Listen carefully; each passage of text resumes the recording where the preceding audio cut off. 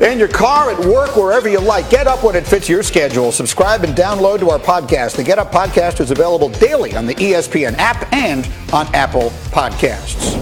All right, this was a good discussion earlier in the program. We have finally heard from LeBron James for the first time since Magic Johnson's shocking resignation last month. Here was LeBron on his show, The Shop Uninterrupted, streaming on HBO. My stretching session, my right hand comes to me and say, Magic just stepped down. And I'm like, man, get out of my face, you.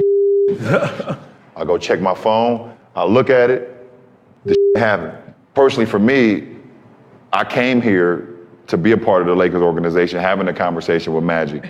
So it was just weird for him to just be like, I'm out of here. And not even have no like, hey, Bron, kiss my ass, I'm gone. It wasn't even that. Very interesting. Jay Will is here and Stephen A. Smith is there. First Take starts in 15 minutes here on ESPN, but let's get a sneak peek. What was your reaction to that, Stephen A.? Well, my reaction to that is that Magic Johnson needs to speak. We need to hear from Magic Johnson because that made him look very, very bad. The fact of the matter is on July 1st, Magic Johnson was at LeBron James' doorstep at midnight, at a minute after midnight, maybe 30 seconds after midnight. He was knocking right on that man's door, making the case for LeBron to come to L.A. Now, it's entirely plausible that LeBron James, because of his Hollywood interest, may have come to L.A. anyway. But the bottom line is Magic Johnson was the one that was at his doorstep recruiting him and trying to get him to come to Los Angeles. That wasn't Rob Pelinka. That wasn't Jeannie Buss. That wasn't any other member of the organization. It was Magic Johnson. And I find it very, very difficult to believe that Magic Johnson had ever once indicated to LeBron James that, you know what? I might only be here another year or so, obviously. And so you gave the impression, one could deduce that you gave him the impression that you're going to be here for the long haul, that if LeBron James commits to 4 years, you're here ready to see it through and to make sure that you support him in any way possible. So to just get up and leave without having talked to LeBron James, Rich Paul, Jeannie Buss, this is what Magic Johnson said, for LeBron James to go on his show, The Shop, and break it down the way that he broke it down. I'd want to hear from Magic Johnson on this particular issue, because without hearing from Magic Johnson and just taking what LeBron James put out there on display, it makes Magic Johnson look very, very bad.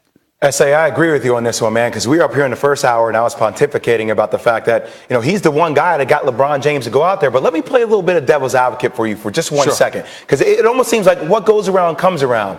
Because it was only a couple of years ago when I remember LeBron James just got up and left Cleveland. He didn't give Dan Gilbert a call. Like my man, and I'm not saying it makes it right all the way around, but maybe this sometimes is how the business goes. I understand people air out their frustrations. LeBron has every right to be frustrated, but also you go back into history, he owed Dan Gilbert a call as well. Well, I think he definitely owed Dan Gilbert a phone call. I mean, I've lamented that for many, many years. When he first left Cleveland to go to Miami, it was incredibly disrespectful what he did to Dan Gilbert. Now, Dan Gilbert doesn't excuse his egregious behavior in terms of that letter that he wrote to LeBron James. It still rakes the nerves of several folks within LeBron James' inner circle, and it damn sure rakes my nerves because it was incredibly insulting what he said to LeBron James, and some of the stuff that he said was beyond the pale. But it doesn't negate the fact that LeBron James had mishandled his exit from Cleveland, which was incredibly disrespectful. The only thing that I would say to you, Jay, is this. Dan Gilbert never played the game, particularly on an elite level, let alone at all. Magic Johnson did. Magic Johnson is a 5-time champion. Magic Johnson is an ambassador for the game of basketball. Magic Johnson, you could look at LeBron James and you could even look at Michael Jordan, and you could say legitimately that if it were not for Magic Johnson and Larry Bird, that the NBA never would have evolved to the degree that it did without their initial impetus and their initial push towards globalizing the iconic brand that is the NBA. So if you are a player of Magic Johnson's magnitude and a champion personified, you know the ins and outs of all of this. You know how a player would feel in certain instances, whereas an owner who never played wouldn't know that, which makes it that much more inexcusable, which is why I would want to hear an explanation from Magic Johnson as to why he handled things the way that he did. I want to bring something else into the conversation too, Stephen A. I want to put a picture up that was posted over the weekend, and you may not be able to see it, but I'm sure you have by now, and our audience will see it. And this is Magic Johnson and Jeannie Buss, and they each separately posted this same photo of the two of them having dinner together, big smiles, my brother, my sister. So what I mean by this, Steve, is the Lakers have taken a side, if there's a side to be taken. The Lakers officially have taken the position, spoken by the owner right there, that we don't have an issue with Magic. But great, so that's a 100% PR play, though. There's obviously something still there. But where does it leave LeBron? If I'm LeBron, go ahead. Where does that leave LeBron, Stephen A? If I'm seeing that picture and I'm LeBron. First things first. I don't give a damn about the picture. Who cares what Magic Johnson's relationship is with Jeannie Buss at this particular point? It mattered when he was president of basketball operations, but now that he's no longer working for the Los Angeles Lakers, this is really about their friendship. Who cares if they're friends or not? It means absolutely nothing. That's number one. Number two, what this says to LeBron is, or it should say to LeBron, is this. You might be cool with Jeannie Buss, but what about me? Because I'm the one that you left in the lurch by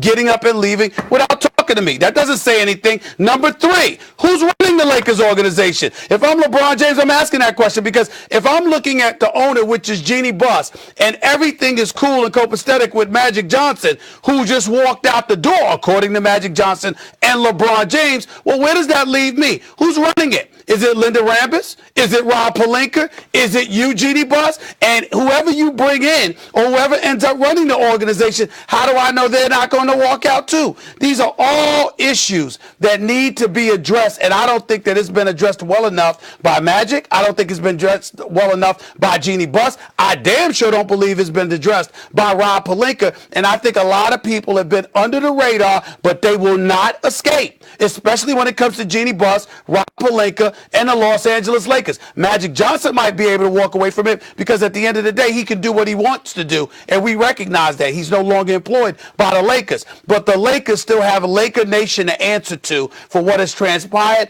and what will transpire, and what indication have you provided to Laker fans everywhere that you know what the hell you're doing? That is the question right now, and that's what requires some answers. I guess the point I was trying to make with the photo is that photo suggests that Magic and Jeannie, whatever issue may have existed between them, if there was something caused by his abrupt departure, has been worked through. And LeBron's comments suggest those have not. I've been on the record. I stated it the day everything happened.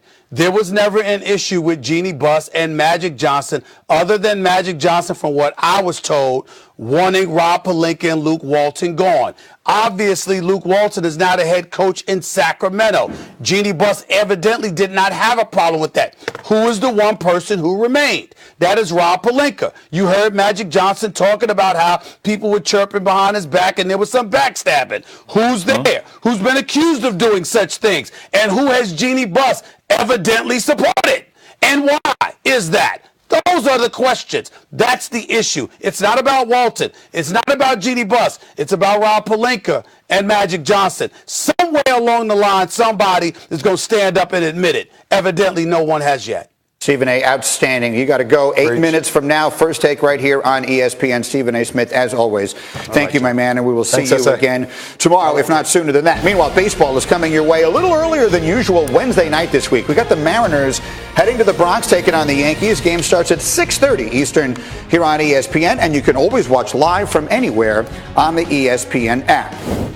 We invite you to get up with us tomorrow morning here on ESPN after dominating Game 1. Jalen will be back. He'll explain why the Celtics can't stop the Greek Freak.